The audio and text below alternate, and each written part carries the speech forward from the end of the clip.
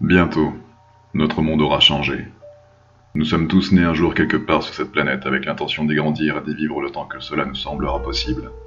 Nos parents les plus proches ont veillé sur nous depuis nos plus petites années et ont entretenu pour nous cette idée, afin qu'elle nous parvienne et que nous puissions y croire. Après des siècles d'évolution revendiquée, nous sommes peu à peu devenus ce que nous sommes, les uns pour les autres. Mais qui sommes-nous en somme? Mis à part peut-être des futurs êtres en extinction. Que nous soyons enfants ou adultes, nous nous posons sans cesse les mêmes questions. Parmi celles qui semblent utiles, il y a celles dont les réponses nous donnent encore de l'espoir. En dehors des bribes de mémoire que nous avons conservées en nous au fil du temps et des tempêtes, nous demeurons d'infimes poussières retenues par cette fabuleuse force d'attraction sur notre planète, aux côtés de ces autres êtres vivants avec lesquels nous cohabitons depuis des siècles, jusqu'à présent. Certaines espèces ont disparu au profit de nouvelles. Certains détails ont survécu au détriment d'une apparente conscience désordonnée.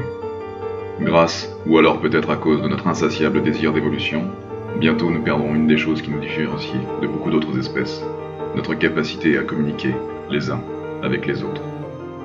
Nos sens les plus élémentaires sont aujourd'hui en déclin, à commencer par notre langage, et ce, à force de nous échanger des SMS, plutôt que d'entretenir nos capacités orales et auditives. Nous sommes à nouveau en train d'anéantir ce que nous avons mis tant de temps à apprendre et enseigner. Nous parcourons le monde afin de nous rassurer à travers l'instruction que nous offrons aux différents peuples de notre histoire, cette éducation sociale et sociétale qui nous est chère et qui nous formate.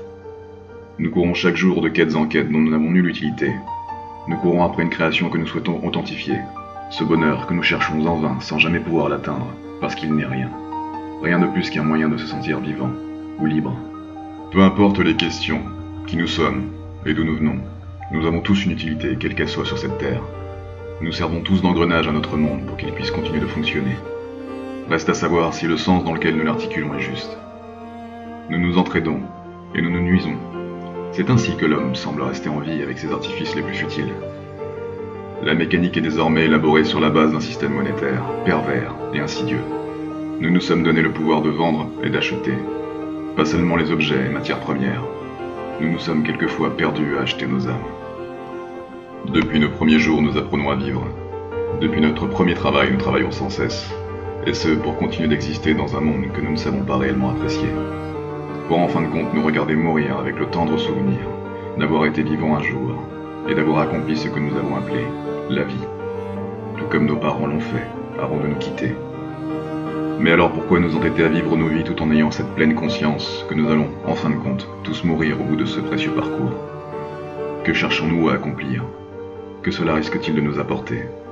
Au plus profond de notre être, si nous mourons tous un jour, que pourrions-nous savourer? Nous répétons et nous dupliquons sans cesse la vie de nos aînés, avec leurs maladresses, leurs incompréhensions, leurs drames et leurs complications.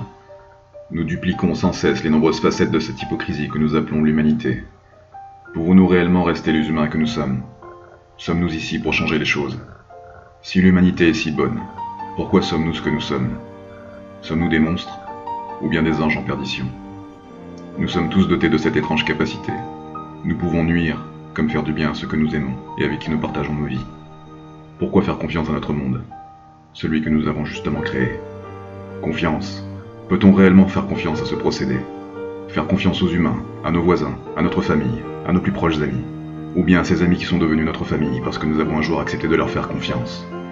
À quoi se limiteraient nos décisions les plus élémentaires? Est-ce que nous pouvons réellement choisir ce que nous faisons? Est-ce notre intuition qui régit nos actes et notre volonté sans même que nous puissions la contrôler? Nous avons de multiples façons de faire preuve d'humanité. Mais que faisons-nous en réalité? Beaucoup d'entre nous pensent que l'humanité doit désormais s'éteindre.